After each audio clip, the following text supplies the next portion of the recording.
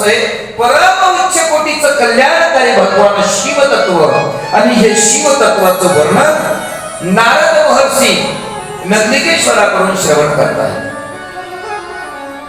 कोणाकडून? नंदिकेश्वराकडून नारद भगवंत, नारद महर्षी श्रवण करतायत. आणि त्यांचा तो झालेला संवाद नैमिषारण्यामध्ये सूत भगवान शौनिकाधिक 60,000 ऋषींसह त्या ऋषीगणांना ऐकवत आहेत. आलं लक्षात आपल्या? आणि हे असं असणारं अलौकिक शिवतत्व आणि या शिवतत्वाने भगवान विष्णूंना आशीर्वाद वगैरे दिला. त्यानंतर या दोघांनी हात जोडले आणि हात जोडून प्रार्थना केली की प्रभू,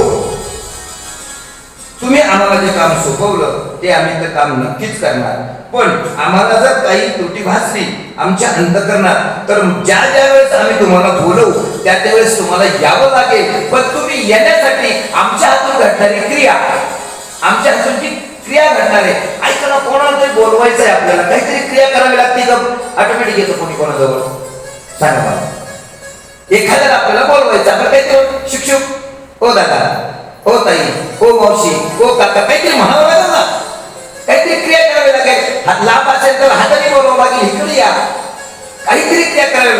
भगवान विष्णूने आणि ब्रह्मदेवाने त्यांना प्रश्न विचारला की प्रभू, तुम्ही आमच्याकडे यावं यासाठी आम्हाला काय जी क्रिया करावी लागणार आहे त्या क्रियेचं आम्हाला यथासांग वर्णन सांगा. आणि ती क्रियेचं वर्णन सांगत असताना भगवान रुद्र हे भगवान विष्णू आणि नारदांना त्या ब्रह्मदेवांना सांगतात की तुम्ही मला बोलवत असताना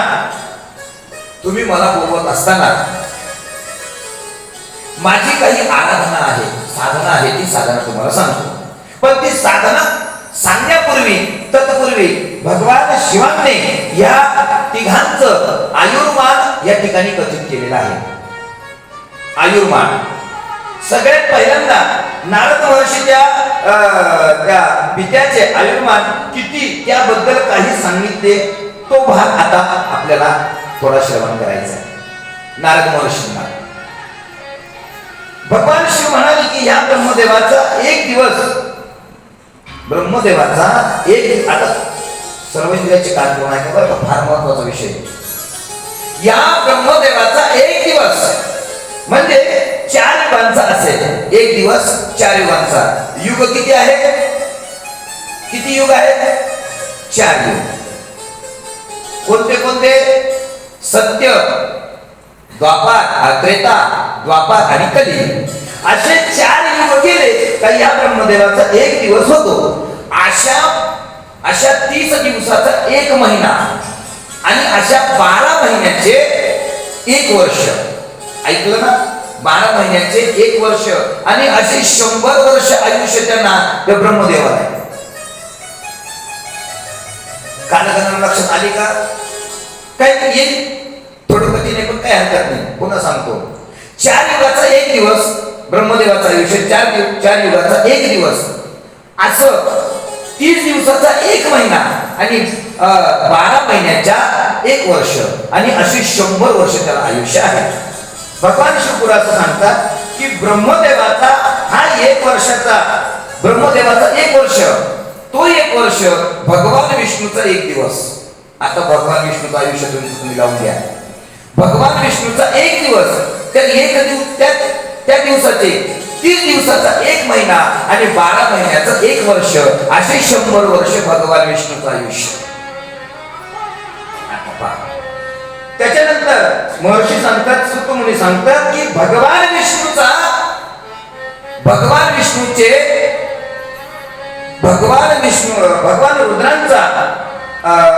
विष्णूचे जेवढे 100 वर्ष आहेत त्या 100 वर्षाचा भगवान रुद्रांचा 1 दिवस. भगवान विष्णूचे 100 वर्षाचा यांचा 1 दिवस, कोणाचा? रुद्राचा. 30 दिवसाचा 1 महिना आणि त्याचप्रमाणे 12 महिन्याचा 1 वर्ष, असे 100 वर्ष आयुष्य रुद्रांना आहे. म्हणजे भगवान शिवांचं आयुष्य, रुद्राचं आयुष्य. तत्वाचं नाही सांगत, तत्व अलौकिक आहे. मग तुम्ही म्हणाल का हो महाराज, हे झालं या तिघांचं आयुष्य आणि तुम्ही ज्या तत्वाविषयी सांगता त्या तत्वाचं आयुष्य किती? ऐका, तत्वाचं आयुष्य सांगितलंय की माझ्या एका श्वासाच्या कालावधीमध्ये 21,600 दिवस सत्र इतका कालावधी जातो. किती? 21,600 दिवस सत्र एवढा जातो आणि तितकाच कालावधी उश्वासामध्ये जातो. आणि अशा 6 श्वासोश्वासाचे एक पळ आणि 60 पळांचा एक घटिका, अशा घटिकांचा माझा एक दिवस होतो. याच्यावर शिवतत्वाने सांगितलं की माझा आदी नाही, माझा मध्य नाही आणि माझा अंत नाही. मी निर्विकार आहे, मी निर्विशेष आहे, मी निर्योगी आहे. त्याप्रमाणे त्या आदिनाथाचं खरं स्वरूप या तिघांच्याही डोळ्यासमोर आलं आणि तिघांनीही हात जोडले आणि अंतःकरणपूर्वक भगवंताची स्तुती केली. आणि भगवान शिवतत्व त्या ठिकाणी त्याच क्षणाला अंतर्धान पावलं. आणि अंतर्धान पावल्यानंतर या ब्रह्मदेवाच्या अंतःकरणामध्ये त्या शिवतत्वाने प्रवेश करून त्या शिवतत्वाच्या पूजेचा आणि पूजा विधीचा एक अलौकिक असा प्रकाश ज्योतमय तेवला. आणि मग ब्रह्मदेवाने या दोघांना त्या शिवतत्वाच्या पूजा विधीचा मार्ग सांगितला. नारद महर्षींना नंदिकेश्वर म्हणतात, नारदजी या शिवतत्वाने तिथं उपस्थित नसताना ब्रह्मदेवाच्या अंतःकरणामध्ये जाऊन जे शिवपूजेचं आख्यान सांगितलं, ते शिवपूजेचं आख्यान अतिशय गोड चिंतन मांडलेलं आहे. आणि ते सर्वसामान्यतः तुमच्या माझ्यासाठी फार महत्वाचं आहे.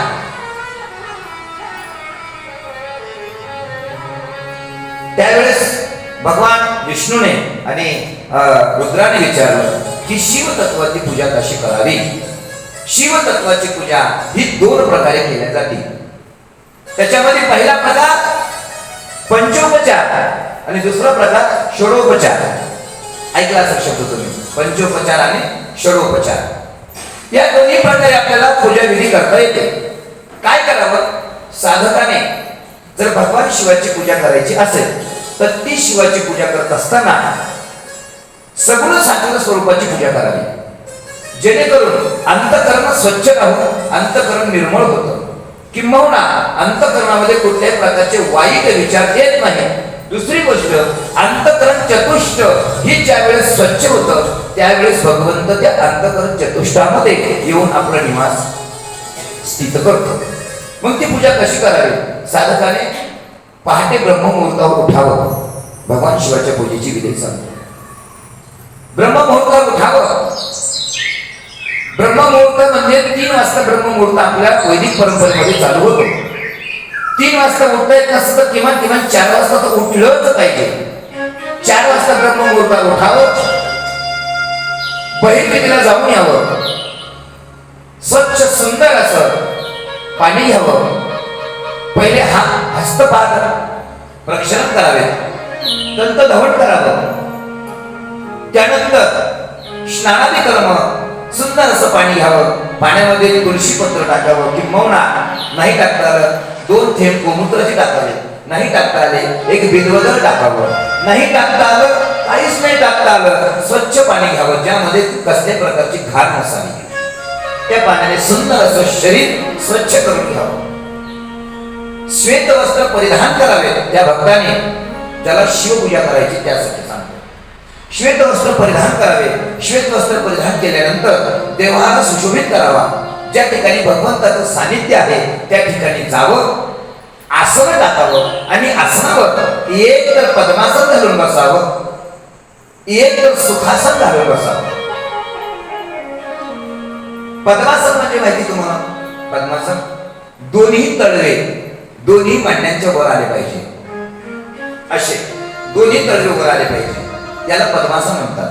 पण हे पद्मासन घालत असताना सर्वसामान्य संसारिक व्यक्तीला पद्मासन घालून बसणं सहजासहजी शक्य होत नाही. का? त्यामध्ये योगाची साधना लागते. हे जमत नसेल तर मुनीवर सांगतात, शौनिक बा सुखासन घालून बसावं. सुखासनामध्ये बसल्यानंतर भगवान शिवाची पिंड, ज्याला आपण शिववेदी म्हणतो, शिवलिंग म्हणतो. या लिंगाची पूजा करण्याआधी एक तर ते लिंग स्फटिकाचं असावं, अन्यथा धातूचं असावं, कोणत्या तरी सुवर्णाचं असावं, चांदीचं असावं, नाही काही तर पितळाचं असावं. नाहीच काही तुमच्याकडं तर तुम्ही मृत्तिकेचंही बनवू शकता. मातीचं शिवलिंग सुंदर बनवावं स्वतःच्या हाताने, कोण आपण बनवून घेऊ नये, हाताने बनवावं, जसं बनेल तसं. त्याच्यासाठी चौरंग मांडावा. चौरंगावर छान असं एखादं वस्त्र हातरावर, शुभ्र वस्त्र सफेद कलरचं, त्याच्यावर तांदूळ ठेवावे आणि तांदळावर भगवान शिवाच्या पिंडीची स्थापना करावी. त्यामध्ये रुद्राभिषेकाचे मंत्र येत नसतील तर शिवसूक्त म्हणावं, पुरुष सूक्त म्हणावं, शिवसहस्रनाम म्हणावं, येत नसेल विष्णू सहस्रनाम म्हणावं, येत नसेल भगवान शिवाचा पंचाक्षरी मंत्राचा जप करावा. ओम नमः शिवाय, ओम नमः शिवाय, ओम नमः शिवाय. सुंदर असा जप करावा. गाईचं दूध घ्यावं, दही घ्यावं, तूप घ्यावं, गुळ घ्यावा, अन्यथा साखर घ्यावी, छान असं मध घ्यावं आणि हे पंचामृत एकत्र करून भगवान शिवाच्या पिंडीला अर्पण करावे.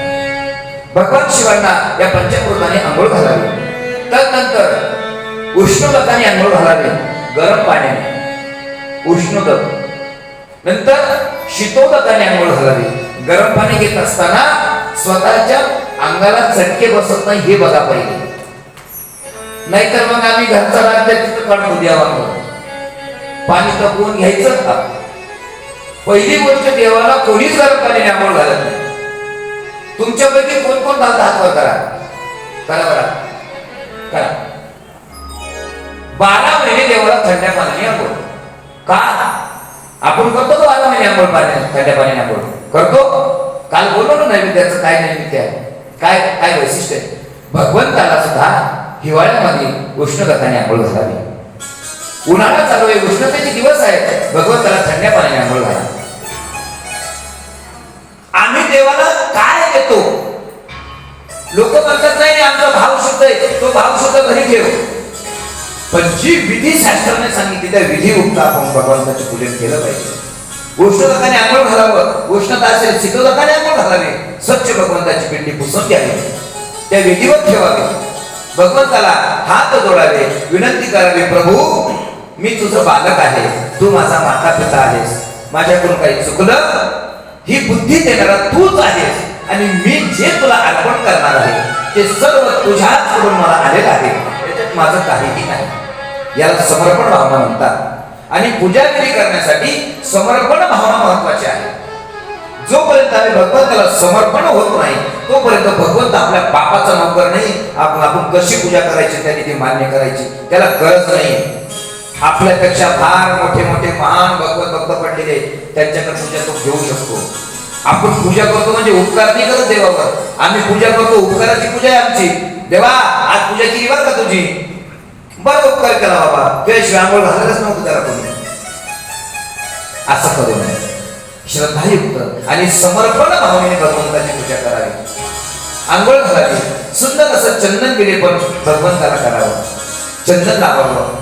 चंदन नसेल अष्टगंध लावा, अष्टगंध नसेल तर जे तुम्हाला तुमच्याकडे योग्य वाटेल, कुंकू वाहिलं तरी चालतं, हळदी वाहिली तरी चालते, भगवंताला काही अडचण नाही. फक्त भगवंताला बुक्कानी व्हायचं बरं का, भगवान शिवांना बुक्कानी व्हायचं. बुक्का एकतर भगवान विष्णू किंवा माझा पंढरीश पांडुरंगाला बुक्का आवडतो, भगवान विष्णूला बुक्कानी व्हायचं. सुंदर असं गंध केले पण करायचं. आणि जो स्वयंपाक घरात झालेला आहे, जो स्वयंपाक घरात झालेला आहे त्या घरातल्या स्वयंपाकाची काल सांगितल्या त्याप्रमाणे जय्यत तयारी करायची. एक ताट घेऊन सर्व त्याच्यामध्ये ठेवायचं आणि भगवंताला जे आवडतात ते फुलं त्या आदिनाथाला वाहायचे. ते फुलं म्हणजे धोत्र्याचं फुल असेल, चाफ्याचं फुल असेल किंवा चंपेचं फुल असेल, असे फुलं भगवंताला वाहून भगवंताला अर्पण करायचे. आणि भगवंताला सद्योजातम प्रपद्यामी या मंत्राने भगवंताचं आवाहन करायचं की प्रभू या, माझी सर्व तयारी झालेली आहे. सद्योजातं प्रपद्यामि, मी तुमच्या ईश्वर स्वरूपाला भाडून तुमच्या परमशक्तीच्या आधाराने, तुम्ही दिलेल्या परमशक्तीच्या आधाराने मी तुमची पूजा करतो आहे. त्यानंतर ओम नमो भगवते वासुदेव, ओम वामदेवाय नमः या मंत्राने भगवंताचं आसन हे स्वच्छ आणि शुद्ध करून त्याच्यावर भगवंताची प्रतिमा ठेवावी, किंवा भगवंताची ती पिंडी ठेवावी. ओम तत्पुरुषाय विद्महे या मंत्राने भगवंताचं सानिध्य प्राप्त करून घ्यावं. पूजा करत असताना ओम तत्पुरुषाय विद्महे या मंत्राने भगवंत आपल्या जवळ येतो. भगवंत क्रिया सांगितली मगाशी, बोलवायचं असं तर काहीतरी करावं लागेल ना, ही भगवंताला बोलवण्याची क्रिया आहे. अगोरभ्योतः या मंत्राने तिथे भगवंताला निरोप द्यावा. प्रभू तुम्ही आलात, माझी पूजा तुम्ही स्वीकार केली, त्याबद्दल मी मनपूर्वक तुमचे आभार व्यक्त करतो. आणि अशीच माझ्याकडून तुम्ही पूजा वरचेवर साध्य करून घ्या, तिचा स्वीकार करा आणि मला उपकृत करा, असं भगवंताकडे मागणी मागावी आणि भगवंताला आपल्यापासून जाण्याची आज्ञा द्यावी. आणि त्यानंतर उत्तर पूजा करून घ्यावी. उत्तर पूजा झाली तर भगवंताचे जे भगवंताच्या माथ्यावर वाहिलेलं जे बिल्वदळ आहे ते बिल्वदळ उचलावं, त्याचा सुगंध घ्यावा, आपल्या स्वतःच्या डोक्यावर ठेवावं आणि वाहत्या पाण्यात सोडून द्यावं. तिथून पुढं जे तुम्हाला करायचं दिवसभर ते कार्य तुम्ही करावं. आणि या केलेल्या पूजेमुळं, या पूजेच्या विधीमुळं भगवंत इतके प्रसन्न होतात की त्या प्रसन्नतेला पारावार नाही आणि आपल्या आयुष्यातले सर्वचे सर्व अशुभ भगवंत घेऊन जातात आणि शुभ आशीर्वाद आपल्याला देऊन आपलं जीवन, आपलं आयुष्य हे संकट मुक्त करतात. आम्ही भगवंताची पूजा करतो नाही असं नाही, आम्ही पूजा करतो, पण आमच्या पूजेमध्ये कुठेतरी अहंकाराचा ओलावा असतो आणि या अहंकाराच्या ओलाव्यामुळं आम्हाला त्या पूजेचं पूर्णतः फळ मिळत नाही. माणसाच्या बोलण्यातून कदाचित आपल्याला जाणवतं ते. काय सांगावं महाराज, आई वडील गेले तेव्हापासून देवधर्म करतो, तीर्थयात्रा करतो, एक दिवस पूजा टळली नाही, पण पाठीमागचं विघ्न काही जात नाही माझ्या. काय कारण ऐका. एक व्यक्ती सिग्नल वरून नाशिकला जाण्यासाठी बस स्टँड मध्ये गेला आणि त्या बस मध्ये चढला. ऐकताय ना? आम्ही करत असलेल्या पूजेने जर आम्हाला काहीच फरक पडत नाही, त्याचा अर्थ काय काढायचा? त्याच्यासाठी छोटासा दृष्टांत सांगतो. त्याला लग्नाला जायचं होतं आणि लग्न अति महत्वाचं होतं. लग्न 12:35 होतं. व्याहाचा फोन आला, अहो व्याही 10:30 वाजले, तुम्ही लवकर आलात तर ठीक, लग्न राईट टाइमावर लागणार. आणि व्याही लाडका होता. याने कसं 10:30 पर्यंत आवरलं. 11:45 वाजता घरातून बाहेर पडला, 11 वाजता स्टँडवर गेला आणि 11:15 गाडी लागली. अर्धा पाऊण तास त्या गाडीला लागणार आहे तिथं पोहोचण्याला. पण झालं काय, घाटात नेमकं एक ट्रक कंटेनर पालथा झाला. गाडी थांबली.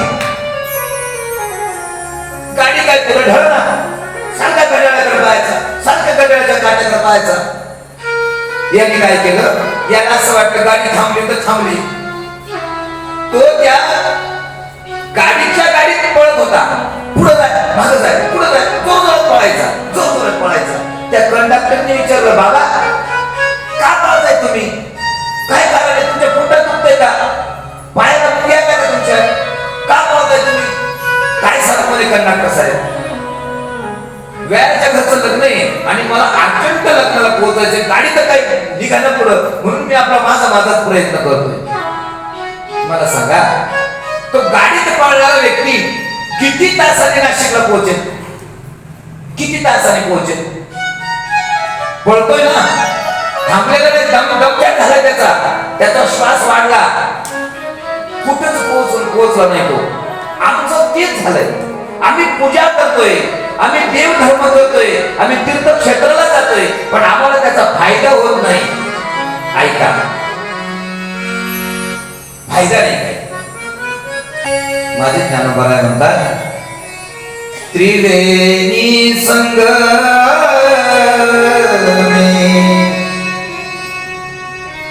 त्या त्रिवेणी संगमावर जरी गेलो, आमचं चित्त आमच्या ताब्यात नसेल तर त्या त्रिवेणी संगमाचा फायदा होत नाही.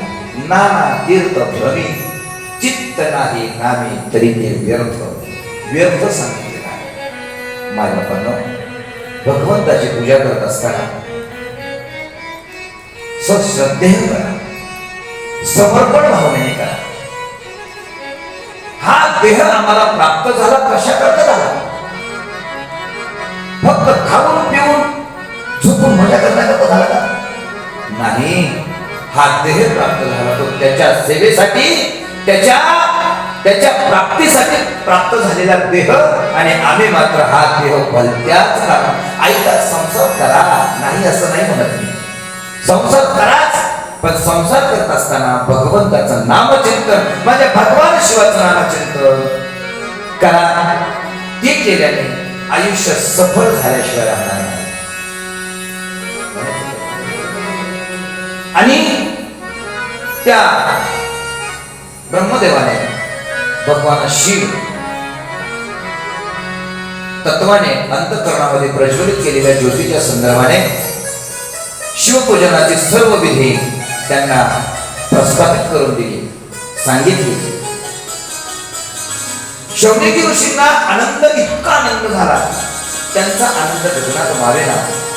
त्यांनी सुतजीत समोर हात जोडले, सांगितलं, प्रभू तुमच्या मुखातून येणारा एक एक शब्द अमृतासारखा आमच्या कानामध्ये पडतोय आणि आमचा अंतःकरण प्रफुल्लित होत आहे. त्यानंतर शौनक ऋषींनी एक प्रश्न विचारला, का हो प्रभू, हे तिघजण एकत्र झाले, पण का हो या सृष्टीची निर्मिती मग कशी झाली? शौनक ऋषींनी सुतजींना प्रश्न केला, या सृष्टीची निर्मिती कशी झाली? त्यानंतर ब्रह्मदेवाने या नारदांना जो उपदेश केला, काय मी पहिल्या दिवशी सांगितलं तुम्हाला, वक्ता आणि श्रोता चेंज होतोय. वक्ता आणि आतापर्यंत जो संवाद चालला होता तो ब्रह्मदेवाने ह्या दोघांना सांगितला. त्याच्यानंतर सनत कुमारांनी व्यासांना सांगितला, नंदीने नारदाला सांगितला. आणि आता हा जो सृष्टी निर्मितीचा, उत्पत्तीचा जो संवाद आहे, हा संवाद ब्रह्मदेव आपल्या मुलाला सांगतात, म्हणजे नारदाला की नारदा, या सृष्टीची निर्मिती कशा प्रकारे झाली ते ब्रह्मदेवाने नारदाला सांगितली. आणि तेच संभाषण नैमिषारण्यामध्ये कोणी सांगितलं? कोणाला बोला, कोणी सांगितलं? बोलायचं नाही का? असा नियम आहे काही? सुतांनी शौनक ऋषींना सांगितलं नैमिषारण्य. तुमच्या लक्षात राहत नाही, आमचा सगळ्यात मोठा फायदा तोच आहे. तुमच्या जर सगळं लक्षात राहिलं, मला नाही वाटत कोणा येतो कोणी येईल सांगायला, मला जे माहिती आम्हाला सगळं ऐकलेलं त्या पाठ आहे, सगळं पाठ आहे. तुम्ही सांगा फक्त काय सांगतो मला. तुमच्या लक्षात राहत नाही ही सगळ्यात चांगली गोष्ट आहे. याचा अर्थ असा नाही की तुम्ही लक्षात ठेवायचंच नाही, लक्षात ठेवा लक्षात. तुम्ही जर लक्षात ठेवलं तर वक्त्याला बंधनी, वक्ता काही सांगू शकणार नाही. तुम्ही सांगू शकता की महाराज असं नाही ते तसं आहे. पहिल्या दिवशी कथा झाली, मला आज त्या ताई दिसून नाही राहिले. त्या ताईने मला सांगितलं, महाराज तुम्ही मंत्रपुष्पांजली नाही घेतली. पहिल्या दिवशी मंत्रपुष्पांजली घेतली नाही आपण. त्या ताईने मला सांगितलं, महाराज तुम्ही मंत्रपुष्पांजली का घेतली नाही? ताईने क्षमा करा, उद्यापासून मंत्रपुष्पांजली. काय श्रोतृवर्ग हा अति हुशार आहे, अति हुशार. फक्त ते बिचारे धाडस करत नाही. कथेला बसले, आपण कशाला बोलायचं? असं तुमच्या ह्या विनम्र भावनेचा मी आदर करतो. ब्रह्मदेव पुढे त्या नारदाला सांगू लागले की, नारदा, या विश्वाची निर्मिती इतकी सुंदर झाली आणि या विश्वाच्या निर्मितीमध्ये माझा खालीचा वाटा आहे. ही विश्वाची निर्मिती मी केली. नारदाने सांगितलं, सगळ्यात पहिल्यांदा काय केलं, मी आधी सूक्ष्म भूतांचं पंचीकरण तयार केलं. मग त्यानंतर ते पंचमहाभूत निर्माण केली. पंचमहाभूत निर्माण झाली आणि ते निर्माण केल्यानंतर मग मी समुद्र, पर्वत, वृक्ष यांची निर्मिती केली. मी त्याची निर्मिती केली, पण कालांतराने त्याचा विनाश होईल अशाच वस्तूची मी निर्मिती केली. कालांतराने ज्याचा विनाश होईल अशाच वस्तूंची निर्मिती केली मी. त्यानंतर मी त्याच्याशी खेळू लागलो आणि खेळत्याचा सृष्टीचा आनंद घेता घेता मग मी भगवान शिवशंकराची मला प्रेरणा झाली. नारदांना भगवान शिवाची प्रेरणा झाली आणि त्या प्रेरणेतून काय झालं, मग त्यांनी मरीची डोळ्यापासून मरीचींची निर्मिती केली. मरीची ऋषी डोळ्यांपासून, हृदयापासून भृगू, डोक्यांपासून अंगिरा, व्याणापासून पुलाहा आणि उदानापासून पुलस्त, समानापासून वसिष्ठ, आपणापासून क्रतू, दोन्ही कानांपासून आत्रींना निर्माण केलं, प्राणापासून दक्षाला निर्माण केलं, बगलीपासून नारदाला निर्माण केलं. नारदाची उत्पत्ती बगलीपासून झालेली आहे. त्यानंतर छायेपासून कर्दमांना निर्माण केलं आणि यांना धर्मानुचरण करण्यासाठी या विश्वामध्ये त्यांनी पाठवलं. ब्रह्मदेव म्हणतात, नारदा यांची निर्मिती मी केली खरी, पण यांना त्या मार्गदर्शनाखाली राहण्याचं सांगितलं. ज्या मार्गदर्शनाखाली राहण्याचं सांगितलं ते म्हणजे माझ्या संकल्पनेने, धर्मानेच माझ्या आज्ञेने मानवाचे रूप धारण केले. काय झालं, ब्रह्मदेवाच्या अंतकरणातून एक भावना निर्माण झाली, सद्भावना. आणि ती सद्भावना एक युग पुरुषाच्या स्वरूपाने बाहेर आली. त्याचं नाम धर्म. आपण जे म्हणतो ना, तो धर्म नारदांच्या सदिच्छा अंतकरणापासून, त्या भावनेपासून धर्माचा जन्म झाला. आणि ह्या ऋषीमुनींना त्या धर्माच्या नियमाने वर्तणूक करायला सांगितले सृष्टीमध्ये, विश्वामध्ये. त्यानंतर त्या ब्रह्मदेवाच्या मनापासून या सृष्टीतला पहिला पुरुष जन्माला आला. पहिला पुरुष, त्याचं नाव आहे मनु. मनापासून आणि भुजापासून एक स्त्री जन्माला आली, तिचं नाव शतरूपा. इतकं विचित्र वर्णन आहे या सृष्टी निर्मितीचं, इतकं विचित्र वर्णन आहे, काही प्रमाणाच्या बाहेर. आपण तारतम्य नाही लावू शकत. बाप एकच आहे. जर बाप एकच आहे तर ते झालेले मुलं, एक मुलगी मुलगा कोण झाले नात्याने, बहीण आणि भाऊ. पण गडबड अशी झाली, जी सृष्टी निर्माण केली होती ब्रह्मदेवाने, ती सर्व मानस पुत्रांची निर्मिती होती. जे तुम्हाला मी आता क्रतू, पुलस्त यांचे सांगितले, हे कुठून तयार झालेले आहेत? कुठून तयार झाले? त्या ब्रह्मदेवाच्या प्रत्येक अवयवापासून निर्माण झालेले आहेत. बगलापासून जर नारद निर्माण झालाय, आता मानस पुत्र आहेत ना, स्त्री नाही ना जोडीला तिथं, त्यांच्या मानस पुत्रांची सर्व यादी दिली. पण त्या नारदांच्या मनापासून एक पुत्र झाला, तो म्हणजे मनु. आणि बाहुभुजापासून एक कन्या झाली, तिचं नाव शतरूपा. त्या दोघांनाही सम उभं केलं ब्रह्मदेवाने. आणि ब्रह्मदेवाने सांगितलं, मनु आणि शतरूपा, तुम्ही या सृष्टीचा उत्पादन क्षेत्रामध्ये मला सहाय्य करा. मैथुन सृष्टी तिथून सुरू झाली. कुठून? मनु महाराज आणि माता शतरूपा यांच्यापासून. मग त्या मनुचा विवाह त्या शतरूपाशी करून दिला आणि मैथुन जनित प्रजा उत्पन्न करण्याचा प्रारंभ करा असं स्वयंभू मनुला त्या शतरूपांना सांगितलं. त्यानंतर मैथुनजन्य उत्पत्तीमधून सगळ्यात पहिले 2 मुलं जन्माला आले, मनु आणि शतरूपांना. त्यांचं नाव प्रियव्रत आणि उत्तानपाद. कोण? प्रियव्रत आणि उत्तानपाद. त्यानंतर 2 मुलं आणि 3 मुली, त्यापैकी आकुती, देहुती आणि प्रसूती या 3 मुली जन्माला आल्या. कोणाला? मनु आणि शतरूपांना. सृष्टीची निर्मिती बरं का. पहिला पुरुष आपल्याला मानव म्हणतात. मानव, मनुष्य का म्हणतात? कारण आपण सगळे मनुचे पुत्र आहोत, आपण मनुवंशज आहोत, म्हणून आपल्याला मनुष्य म्हणतात. आता ती जात पाडली, ती जात देवाने नाही पाडली, देवाने फक्त वर्ण पाडले. आपण जाती तयार केल्या आपल्या सुविधेसाठी, पण भगवंताने जाती तयार नाही केल्या. भगवंताने फक्त चतुर्वर्ण आश्रम तयार केलेला आहे.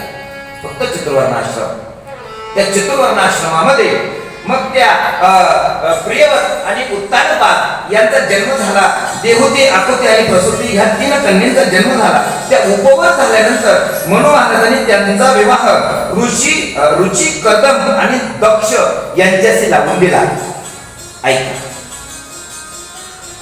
रुची, कदम आणि दक्ष या तिघांशी, त्या तिन्ही कन्यांचा विवाह लावून दिला आणि त्यांना सृष्टी उत्पत्तीसाठी त्यांना आज्ञा केली आणि तुम्ही ह्या पुढे सृष्टीची निर्मिती करा. आणि जोरात सृष्टीची निर्मिती सुरू झाली. याच संदर्भामध्ये पुढे ब्रह्मदेव कोणास किती अपत्य झाले, त्याचा प्रपंच कसा विस्तरित झाला गेला याचाही भाग सांगतो. परंतु पुढे त्यांनी नारदास असेही देखील सांगितले की दक्षाला पहिली कन्या झाली, तिचं नाव पार्वती. दक्षाला दक्ष कन्या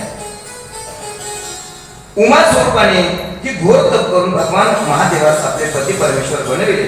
पार्वतीने पुढे विश्वाच्या आणि सर्व भूतमात्रांच्या रक्षणासाठी, कल्याणासाठी विविध अवतार घेतले. तिचे अवघ्या त्रैलोक्यात काली, चामुंडा, भद्रकाली, जया, विजया, दुर्गा, भगवती, अंबा, मृणाली यासारख्या विविध अवतारांनी माता पार्वतीने अवतार घेतले. आणि या अवतारामध्ये या विश्वाच्या संरक्षणासाठी, या विश्वामध्ये दुष्ट शक्तींचा नाश करण्यासाठी माझ्या मातेने अतिशय मोठं अनमोल असं सहकार्य केलेलं आहे. ज्या भद्रकाली मातेच्या आपण आज मंदिरामध्ये बसून ही शिवकथा श्रवण करतोय, हा अवतार साधा नाही. हा अवतार माझ्या माता पार्वतीचा आहे. आणि अशा माता पार्वतीचा मूळ स्वरूपाने ज्यावेळेस आम्ही चिंतन करतो त्यावेळेस आम्हाला माता पार्वतीचं दर्शन होतं. पण या मातेचे अनेक अवतार आपल्याला दिसतात. त्यानंतर एकावर सृष्टी रचनाचे प्रेरक आणि मूळ निर्माण करते त्या भगवान सांब सदाशिवास ब्रह्मदेवाने मोठ्या कृतज्ञतापूर्वक नमस्कार केला. आणि नारदास ब्रह्मदेव म्हणाले, बा नारदा, या सृष्टीची निर्मिती इतकी विचित्रपणाने झालेली आहे, पण या विचित्र निर्मितीमध्ये सुद्धा मानवाचं कल्याण करण्याकरता माझ्या भगवान शिवाने, माझ्या रुद्राने कुठल्याही प्रकारचा संकोचितपणा केलेला नाही. कुठल्याही प्रकारचा नाही. अगदी पाप्याचा पापी सुद्धा या ठिकाणी उद्धरून जाईल याची देखील त्यांनी दक्षता घेतलेली आहे. कशा प्रकारे, जर भगवंताचं दर्शन आम्हाला घ्यायचं असेल, भगवंताचं दर्शन आम्हाला घ्यायचं असेल, मुद्दा क्रमांक 1 तर आमचं अंतःकरण शुद्ध पाहिजे. आणि दुसरा मुद्दा, आम्ही भगवंताकडे जाण्यासाठी तटस्थ पाहिजे. भगवंताकडे जाण्यासाठी आम्ही तत्पर पाहिजे. जोपर्यंत आम्ही भगवंताकडे जात नाही तोपर्यंत आम्हाला भगवंत भेटत नाही. न भेटण्याचं कारण एकच की आमच्या अंतःकरणातला अहंकार आणि आम्ही भगवंताकडे न जाण्याचा आम्ही जो ठाम निश्चय घेतला, कशाकरता जायचं, तुला गरज असत आमच्याकडे, पण नाही. आम्हाला भगवंताकडे जावंच लागेल. जोपर्यंत त्याच्याकडे जात नाही तोपर्यंत आमचा उद्धार होणार नाही. मग आपण एक काम करू, तुम्ही मागापासून बसल्या बोर झालेले आहात ना, थोडस भगवंताचं नामचिंतन करू आपण. हा, चालेल का? पुन्हा पुढची कथा आहे का? 5 मिनिटात नामचिंतन उरकू आणि लगेच पुढच्या कथेला प्रारंभ करू. जगत पिता भोलेनाथ के चरणों में नमन बार बार,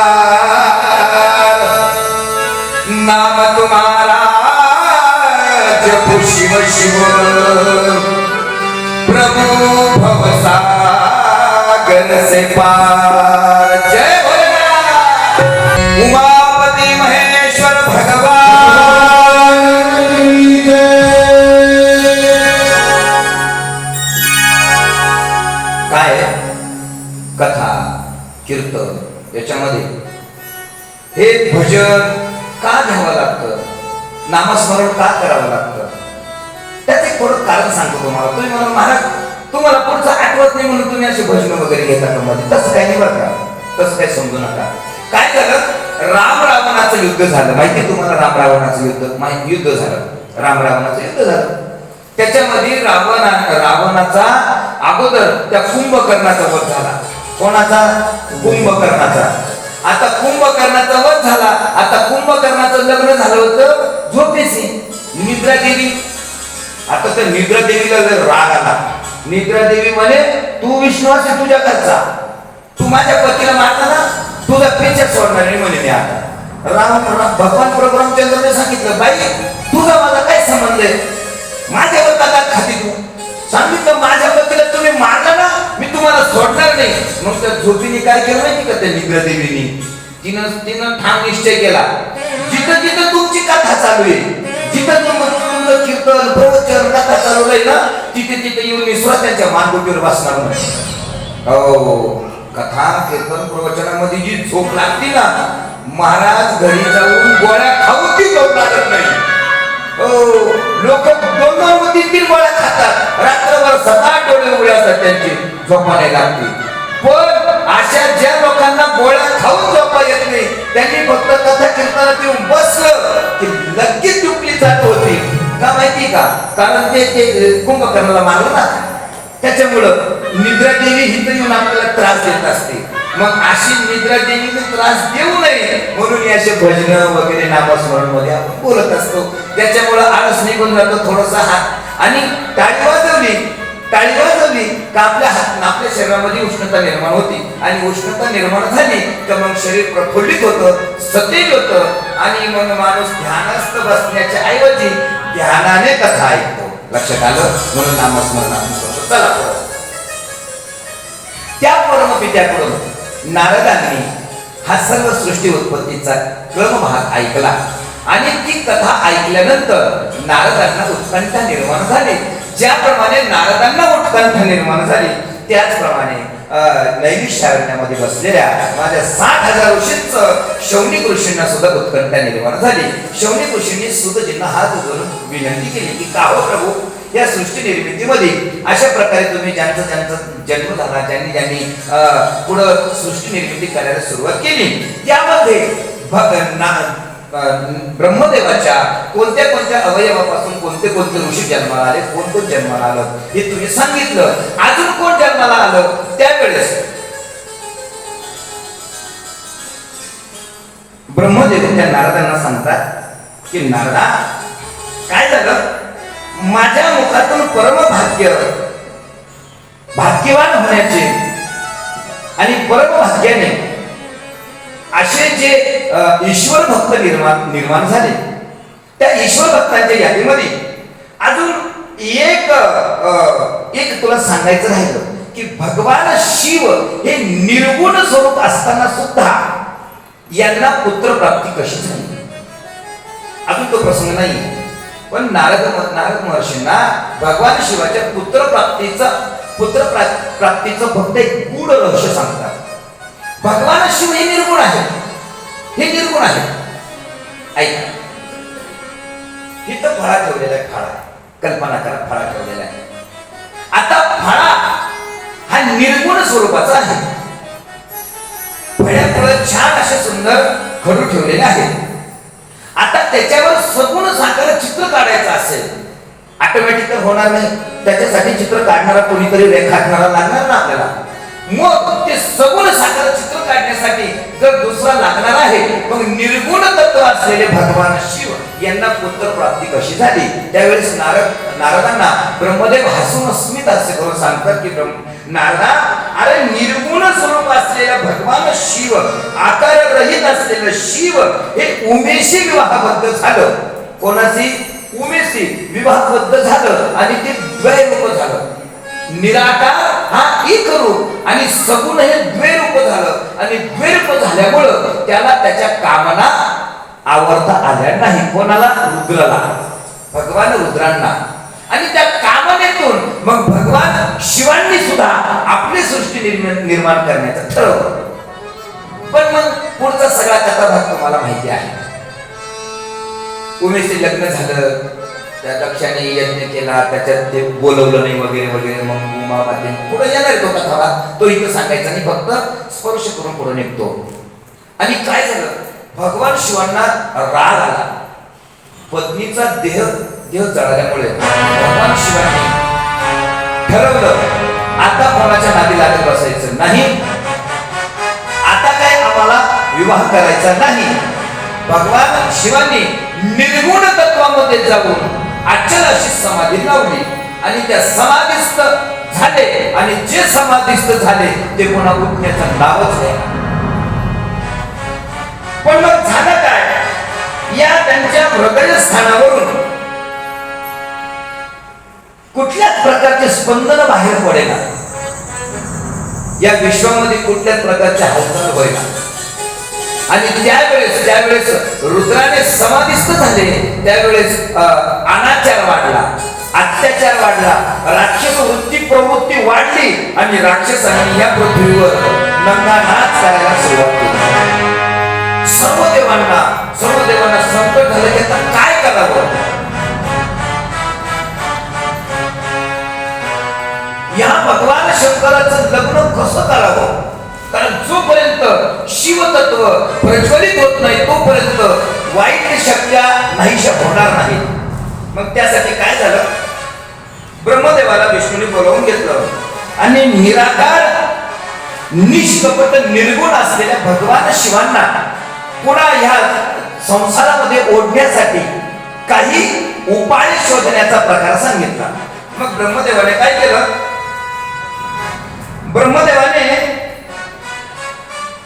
त्यांना साकार करण्यासाठी शिवशंकरांच्या डाव्या अंगातून ब्रह्मदेवाच्या श्वासातून एक सुंदर अशी कन्या जन्मास आली.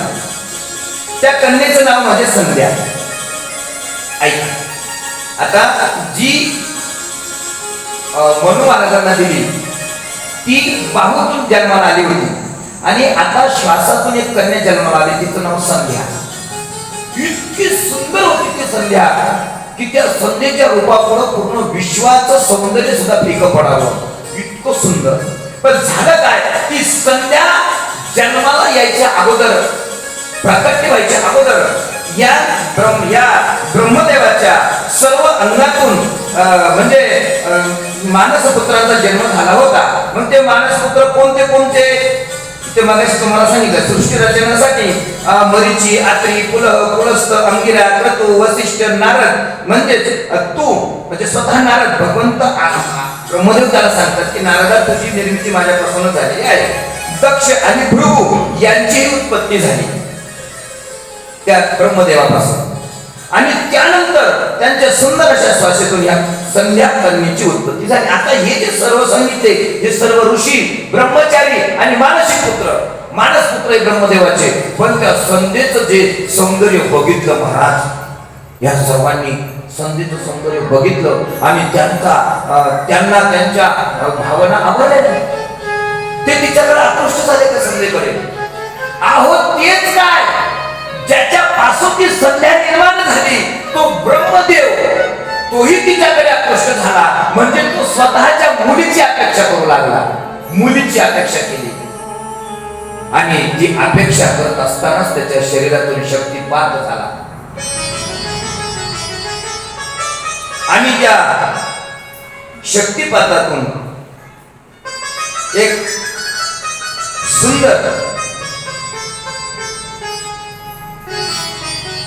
सुंदर असा पुरुष जन्माला संध्या अंत्यरूपात ती जन्माला आली आणि मनापासून एक दैदिप्यमान पुरुष जन्माला आला. त्यावेळेस मनापासून, श्वासातून संध्या आणि मनापासून एक दैदिप्यमान पुरुष जन्माला आला. तो पुरुष साधारण नव्हता, स्वर्ण समान कांती होती, छाती भरदार, सुंदर मुख, शुभ्रदंत पंक्ती, काळे भर डोळे, रेखीव बांधा, प्रसन्न सुहास्य वदन असा असणारा तो पुरुष. त्याचं श्वासातून उधळण होतो, त्याच्या श्वासातून सुगंधाची उधळण होत होती. त्याच्या श्वासाने, त्याच्या शरीराच्या सुगंधाने ते वन संपूर्ण सुगंधित झालेलं होतं आणि त्याची निर्मिती झाली त्या मनापासून त्या पुरुषाची. आणि त्या पुरुषाने जशी त्याची उत्पत्ती झाली त्या मनापासून तसा तो प्रकट झाला आणि त्याने ब्रह्मदेवापुढे येऊन आपले स्वतःचे हात जोडले आणि ब्रह्मदेवांना विनंती करू लागला की प्रभू, माझी उत्पत्ती कशा करता केली तुम्ही, मला कशा करता या विश्वामध्ये आणलं, माझ्या येण्याचं कारण मला सांगा आणि मग ते कारण सांगण्यासाठी ब्रह्मदेवाने त्या पुत्रास सुरुवात करण्यापूर्वी त्या पुत्राने प्रश्न विचारला की महाराज, तुम्ही मला कार्य सांगालही कदाचित, पण मी काय म्हणून ओळखलं जाणार? माझं नाव काय? मी कोण आहे? मला काही नाव तरी द्या ना तुम्ही. मला काय म्हणून लोक ओळखणार? असा त्यावेळेस प्रश्न त्या जीवाने केला. त्यावेळेस जे ब्रह्मदेवाच्या शरीरापासून निर्माण झालेले मानस पुत्र होते ते सर्व त्या मानस पुत्रांना त्यांनी सांगितलं की आता तुम्ही एक काम करा, हा जो जन्माला आलेला आहे याचं नामकरण तुम्हीच करा. मग ते प्रसू, भ्रमू, अंगिरा, पुलस्त, पुलह या सर्वांना सांगितलं की तुम्ही याचं नामकरण करा. ह्या पुरुषाचं, कोणत्या पुरुषाचं? ब्रह्मदेवाच्या मनापासून जन्माला आलेला तो पुरुष. मग ऐका, त्या पुरुषाचं नामकरण करण्यासाठी हे सर्व ऋषी त्या ठिकाणी आले आणि त्यांनी ज्यावेळेस त्या पुरुषाकडे बघितलं त्यावेळेस त्यांना थोड्या वेळ असं वाटलं की अरे बापरे, हा कोण आहे? मनापासून जन्माला आला, हा आपला भाऊ लागतो, पण हा एवढा सुंदर कसा, एवढा तेजस्वी कसा, एवढा ओजस्वी कसा? त्या सर्वांनी त्यांना बघितलं, विचार केला आणि त्या ऋषी वर्गाने त्याला म्हटले की अरे, तुझी कांती एवढी सुंदर आहे आणि तू एवढा सुंदर दिसणारा आमच्या मनाला तू मथून घेतलं. मनाला त्या ऋषीने सांगितलं आमच्या मनाला तू मथून घेतलं, म्हणून तुझं एक नाव मंथन असं राहील, एक नाव मंथन राहील. दुसऱ्या ऋषीने असं म्हटलं की तुझ्यासारखा जगात दुसरा कोणीच नाही आणि कोणी नसल्यामुळं तुला कामदेव असंही लोक पुढे संबोधतील. तिसऱ्या ऋषीने सांगितलं तू मानवी मनाला मदन केलं, मदनाचा प्रादुर्भाव करणारा असल्यामुळे तुला मदन याही नावाने ओळखतील, लोक संबोधतील. तुझा एक मनमोहक असा दर्प आहे, श्वास, सुगंध. मगाशी बोललो ना, त्याच्या अंगाच्या श्वास आणि सुगंधाने संपूर्ण वन सुगंधित झालं होतं. त्यामुळे एका ऋषीने असं त्याचं नाव ठेवलं की तुला तुझ्या अंगाचा दर्प येतो म्हणून तुला कंदर्प म्हणून सुद्धा ओळखतील. मंथन, मदन, कंदर्प अशी नावं या पुरुषाला देऊन त्या ऋषीवरांनी त्याला शुभाशीर्वाद दिला आणि त्याने ते नाव ऐकल्यानंतर त्याला खूप आनंद झाला. ब्रह्मदेवाकडे गेला आणि हात जोडले आणि सांगितलं पिताजी, मला माझे नाव मिळाले, पण माझं काम मला सांगा, आता काम काय करायचं? त्यानंतर ब्रह्मदेवाने त्याला सांगितलं की तुला मिळालेल्या नावाचा सदविचार करून तुझ्याकडे एकच काम, या सृष्टीमध्ये जे प्राणी मात्र जन्माला येते, मैथुनी जीवसृष्टी निर्माण करणारे, त्यांच्या अंतःकरणामध्ये तुझा कायम सतत सहवास असावा, सतत त्यांच्या अंतःकरणामध्ये तो राहावं आणि तुझ्याद्वारे पुरुषांकडून स्त्रियांकडून ही मैथुनजन्य सृष्टी वाढावी. हे ब्रह्मदेवाने त्या मदनाला सांगितलं, त्या कामदेवाला. पण त्याच्यासाठी लागणारं साहित्य, मग ते साहित्य काय? तर ते साहित्य भगवान रुद्राने त्यांना दिलं. ऐका, ब्रह्मदेव राजस तत्वाचा, ब्रह्मदेवाने काम सोपवलं, पण प्रत्यक्षात लागणारी क्रिया, त्याच्यासाठी लागणारं शस्त्र, त्याच्यासाठी लागणारी सामग्री ही कोणी दिली? रजगुण, तामस गुणाने दिली. रुद्र तामस वृत्तीचे आहे. मग त्यांना एक धनुष्य बाण दिला, एक धनुष्य दिलं आणि 5 बाण दिले, पुष्प बाण. आता त्या बाणांचे नाव असे होते रोचन, हर्षण, मोहन, शोषण आणि मारण. हे 5 बाण. आता या प्रत्येक बाणाचा उल्लेख वेगळ्या वेगळ्या प्रकारे. आणि त्या कामदेवाला ते 5 बाण दिले, धनुष्य दिला आणि त्याला त्याचं काम समजून सांगितलं. पण झालं काय? गडबड अशी झाली, त्या कामदेवाच्या मनामध्ये विकल्प निर्माण झाला. त्याला असं वाटलं मला जो अधिकार प्राप्त झाला, या अधिकाराचा कुठंतरी आपण थोडासा उपयोग करून बघितला पाहिजे. का हे अधिकार खरंच आहेत का आपल्याला? का उगा आपलं उत्पन्न झालं म्हणून लहान बाळाला कसं एखादं खेळणे देऊन समजून टाकत, तसं तर नाही केलं ना आपलं. म्हणून त्या कामदेवानं काय केलं की जी मिळालेले 5 बाण होते, त्या 5 बाणांपैकी पहिला जो बाण होता रोचन नावाचा, तो रोचन नावाचा बाण त्या धनुष्याला लावला. ऐका बरं, धनुष्याला जसा बाण लावला आणि त्या धनुष्याची प्रत्यंच्या ओढली, जशी प्रत्यंच्या ओढली बाण सोडायच्या आत ते जे वन होतं ना वन, त्या वनामध्ये सुगंध वारे वाहू लागले, थंडगार शीतल वारे वाहू लागले आणि ती जी ऋषीगण होते ना, ऋषीगणांचं मन विचलित होऊ लागलं, अस्थिर होऊ लागलं आणि एकाग्र झालेल्या मनामध्ये चंचलता अस्थिरता निर्माण झाली आणि त्यांच्या चंचल मनाने स्त्री अभिलाषेच्या स्त्री अभिलाषेने त्यांच्या मनामध्ये घर केलं. तर ऋषीवरांची स्त्री अभिलाषा त्यांच्या अंतःकरणात झाली. तिकडून ब्रह्मदेवाला सुद्धा तोच प्रकार घडला, त्याच्या सुद्धा मनामध्ये चंचलता निर्माण झाली आणि ती चंचलता इतकी भयानक होती की तिथे न राहून त्या ब्रह्मदेवाचं शक्तिपात होऊन त्या स्वतःच्याच कन्येवर मोहित झाल्यामुळं त्यांचा शक्तिपात झाला आणि त्यांचा झालेला शक्तिपात, त्या शक्तिपातातून 86,000 बरेचसे पितर जन्माला आले. त्या ब्रह्मदेवाच्या शक्तिपातातून 86,000 बहिर्षद पितर हे जन्माला आले आणि त्या पितरांना पितर लोकांमध्ये स्थापन केलं ब्रह्मदेवाने. त्यानंतर त्या शक्तिपातातून एका कन्येची, सुंदर कन्येची निर्मिती झाली. ती अत्यंत सुंदर, रूपवान, कोमलांगी आणि तिचे नाव ठेवले रती. त्या रतीचा विवाह त्या कामदेवासंगे लावला आणि ब्रह्मदेव पिशाच्या सारखा हिंडू लागला त्या स्वतःच्या मुलीच्या कामने पोटी. आणि हे जेव्हा भगवान शंकरांच्या लक्षात आलं, भगवान शंकर कैलासाहून तडक उठले, ब्रह्मदेवाच्या समोर आले आणि ब्रह्मदेवाला म्हणे, ब्रह्मा मूर्ख झालास काय? अरे सृष्टीची निर्मितीचं कार्य तुला दिलं, एवढा मोठा मान दिला असताना तू हे काय मूर्खपणे वागतोस? आणि ज्यावेळेस भगवान शिव रागवले त्यावेळेस मात्र ब्रह्मदेवाच्या खाटकन डोळे उघडले. ब्रह्मदेवाने स्वतःकडे ज्यावेळेस बघितलं त्यावेळेस एकूणच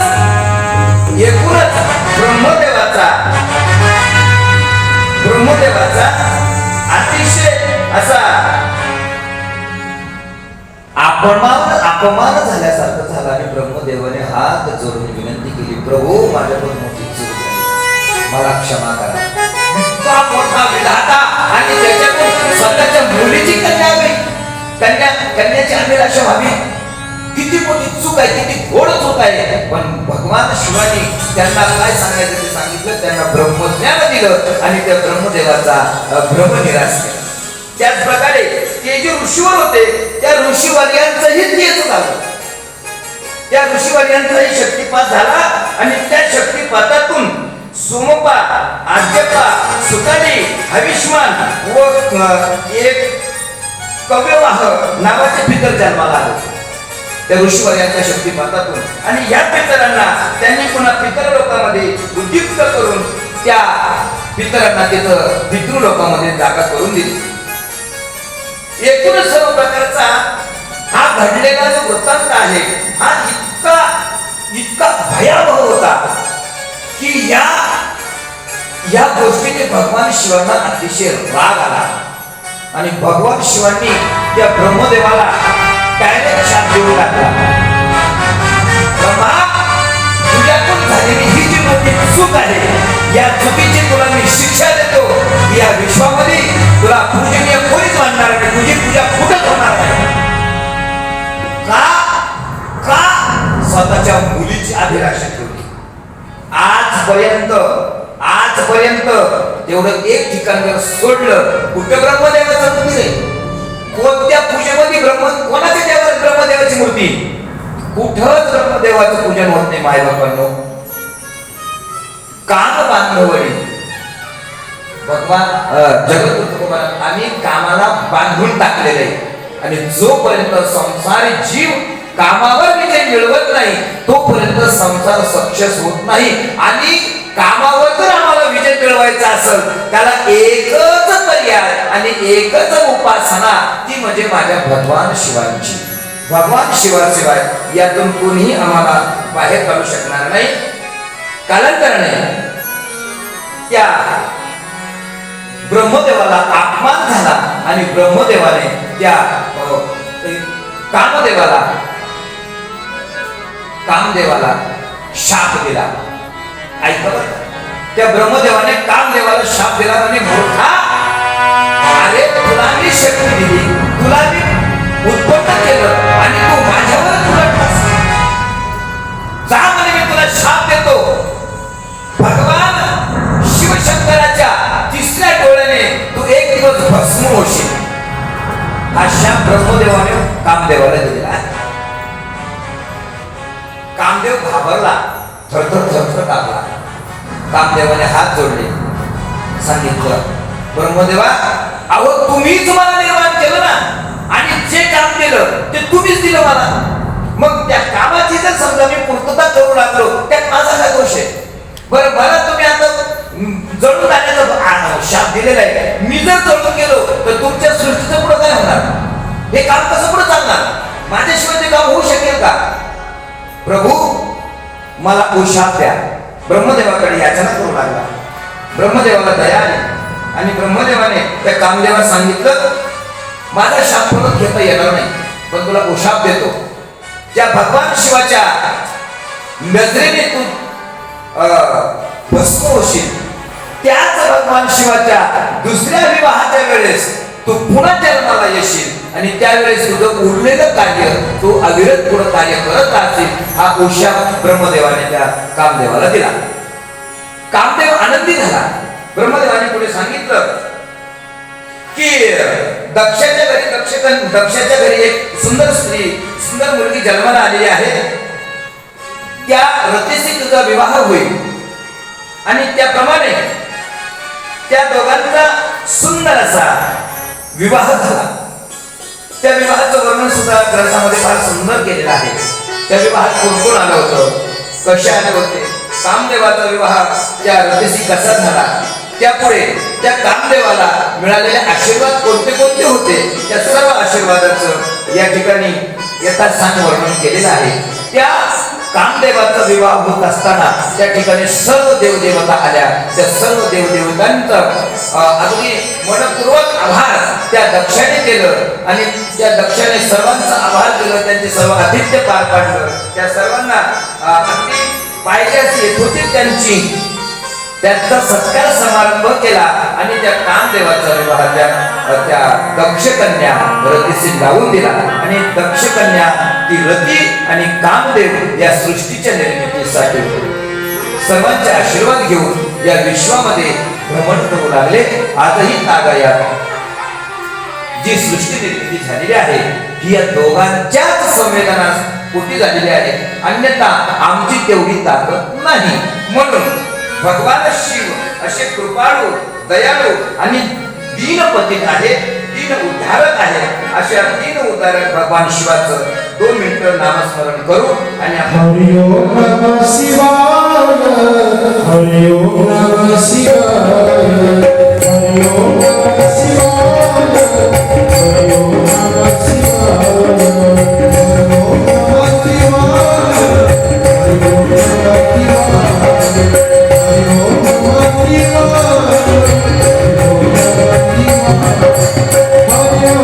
शिवाय.